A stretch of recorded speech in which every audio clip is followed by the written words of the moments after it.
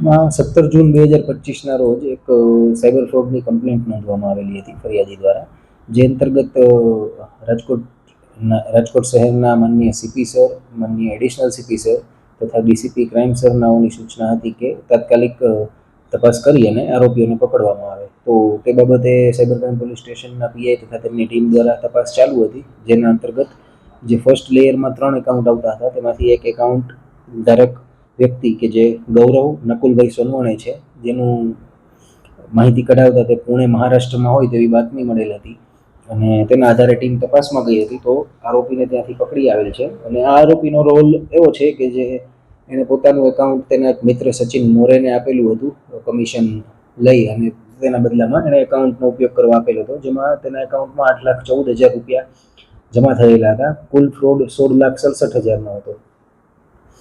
ત્યારબાદ હાલ ગૌરવ તો અરેસ્ટ થઈ ગયેલ છે અને એના ઉપરના જે આ સચિન મોરે છે તે હાલ જેલમાં છે, જેથી તેનો ટ્રાન્સફર વોરંટ કઢાવી અને તેને લાવવાની પણ કામગીરી ચાલી રહી છે. આ ઉપરાંત આ જે ગૌરવ સોનવણે છે તેને પોતાનું આ જે એકાઉન્ટ છે તેના પર અલગ અલગ 9 રાજ્યોમાંથી સાયબર ફ્રોડની કમ્પ્લેન્ટ દાખલ થયેલ છે.